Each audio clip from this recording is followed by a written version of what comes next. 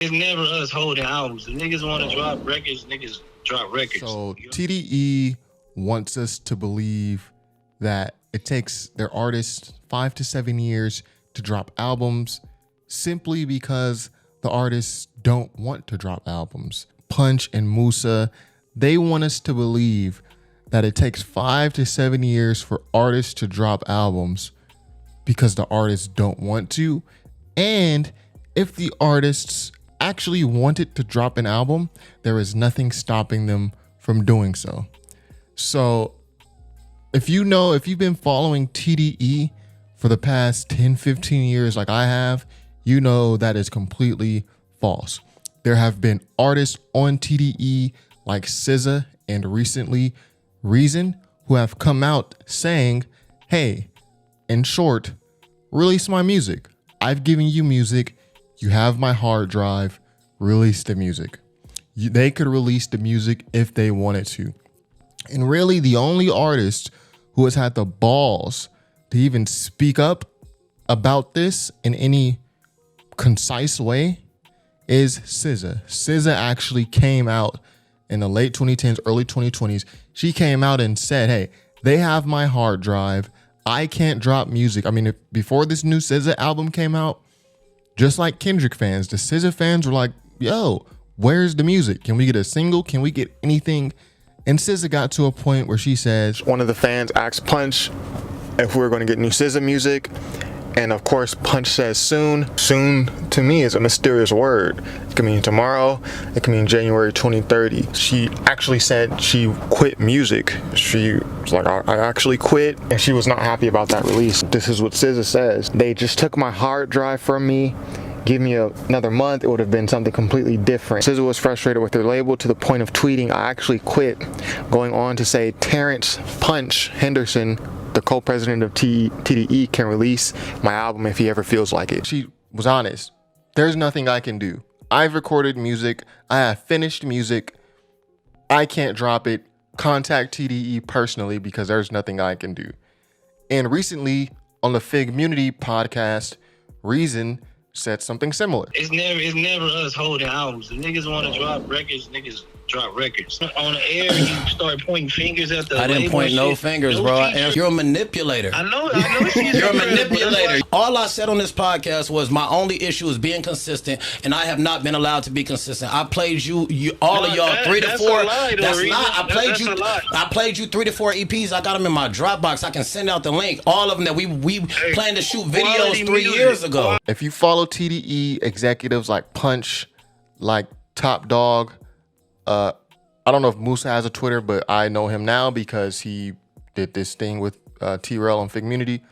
You know that the TDE executives have always, even Top Dog, when he used to tweet on his Danjaruki Pawa handle on Twitter, they have a very odd way of communicating with fans. I quote, who bought Schoolboy Q's single? We have over 11 million followers and his single sold 26K the first week, and y'all beg for it. Explain that support to me. Now, mind you, that part eventually went double platinum. It's patronizing, one. There's like a condescending, like sarcastic tone for no reason. And there's also, especially from Top Dog early on, they like to blame the fans for the label's performance. And I've actually done a video on this before, but this was years ago. I don't think many of you have saw it. So I'll be clipping the video a bunch here with what I'm talking about. I asked y'all to send me videos of y'all listening to your favorite song off Redemption, and only one person did it. My plan was to give the first 10, and this is the strange part. My plan was to give the first 10 people to send a video $50. Since only one person did it, I'm going to give her the whole 500. Top Dog felt a type of way, even though, mind you, he blamed the fans. Like, we only did 26,000 sales.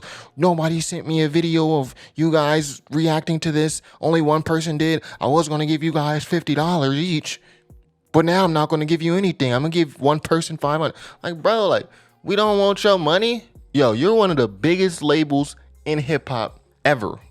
You got Kendrick, who's one of the highest selling, most accomplished rappers ever. You're one of the biggest labels in hip hop ever. If you sent a challenge to your fans, that, yo, send us a video of you reacting to this song, and only one person sent it, that's a you problem. That's not us problem. That's a you problem. You didn't market it correctly. You didn't put it through the right channels. Like, bro, like, stop with this shit. SZA's really been the only person with the balls to say anything regarding this. Maybe the other artists don't care, but I doubt it. I mean, you look at SZA, you look at Kendrick, you look at Isaiah Rashad. That's just 3 artists, and Ab-Soul 4. It literally took 6-7 years for their albums to come out. And I know the TDE Dick Riders, and you know, look, I've been listening to TDE before any of you guys. I've been listening to TDE before Kendrick even had the Kendrick Lamar EP. I listened to the Kendrick Lamar EP when it came out. This is 2009, bro. Like, so when I say Dick Riders, like, bro, also have the caveat that I've been listening to them way more than you, and I've heard way more of their songs. But the Dick Riders, they want to say like, yo, oh, it takes 6-7 years between albums. That's totally normal. No, well, you gotta give them time to make it. It don't take 6-7 years to make an album. Number one.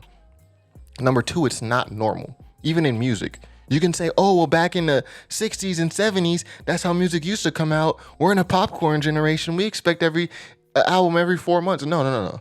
Even back in the 60s and 70s, 80s, you look at those artists, Marvin Gaye, Roberta Flack, Donny Hathaway.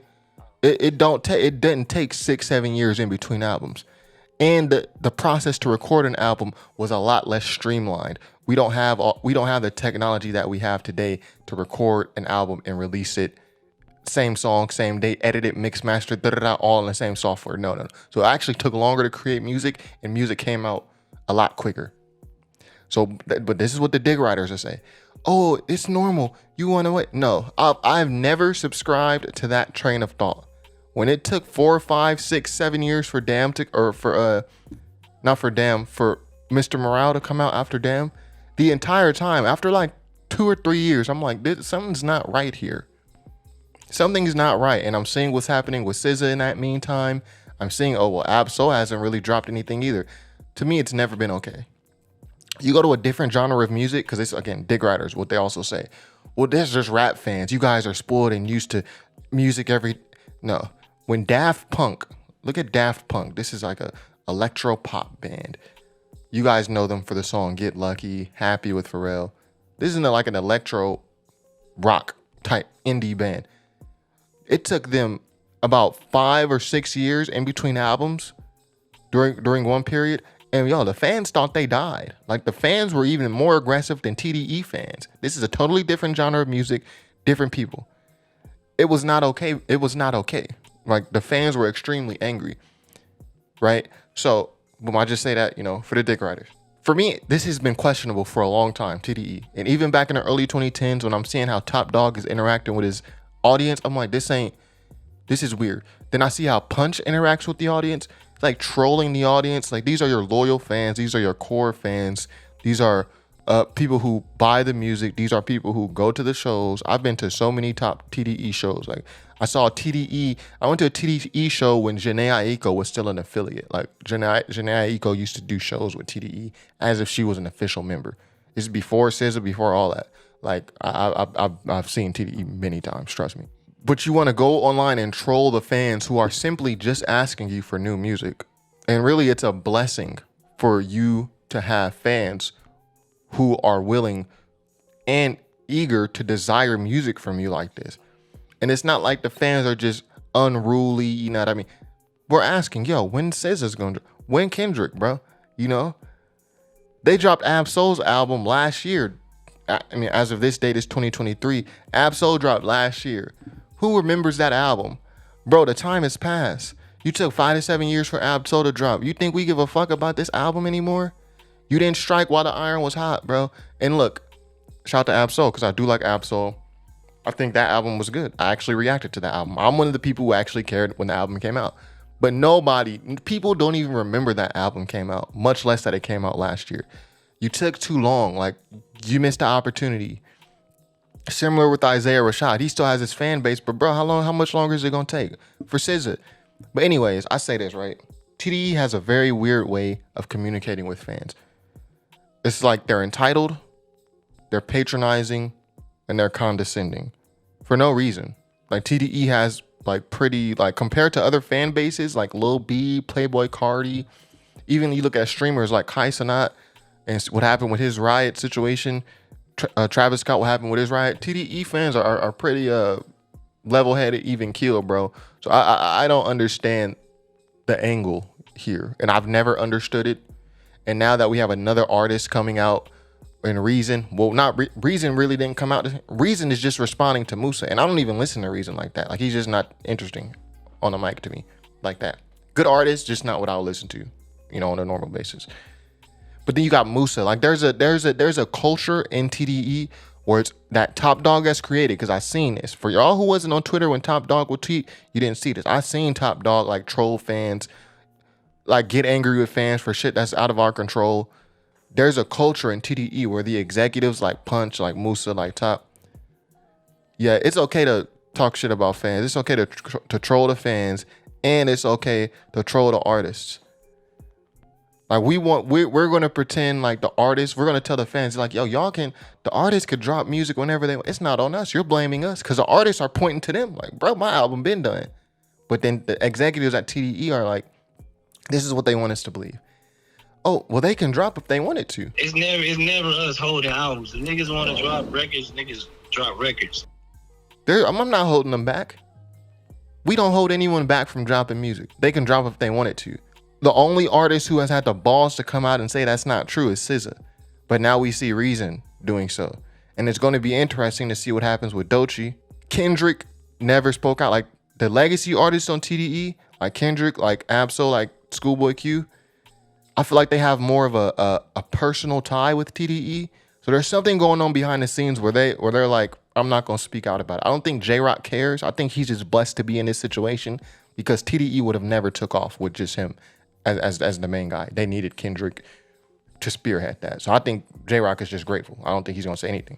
But the guys like Reason, Isaiah Rashad says it's going to be interesting. Doechii, it's going to be interesting to see where that goes because TDE wants you to believe like, yo, they can drop if they want to. But then every so often you have SZA who comes out and say, no, that's not true. Like they took my hard drive full of music. And then when SZA was coming out saying all this, they like forced an apology out of her. She came on Twitter like the next day, like, oh, I was exact. It's almost like someone took her Twitter handle and was like, yo, you need to apologize, bro. Or took her Twitter handle and was like, yo, we need to get this under control on our side. We need to send out, you know, a personal statement. Weird shit going on, man. So it's going to be interesting to see what happens. And, you know, the point I wanted to make was Kendrick never said anything about this. Like the legacy artists don't speak out against Top Dog, despite what's going on. But you see Kendrick left the label. So obviously all is not hunky-dory. Or Kendrick's left. Schoolboy Q, I don't think he's going to say anything unless, I don't know. The legacy artists, they're not going to say nothing. But the Reasons, the SZAs, and we'll see with Doechii, and we'll see with SZA in the future. We're going to see. I mean, my point is, TDE just don't care about their fans. They don't seem to care about the artists from the artist's mouth. Anyway, be sure to subscribe if you have not already. Top5rapwebsite.com. Peace.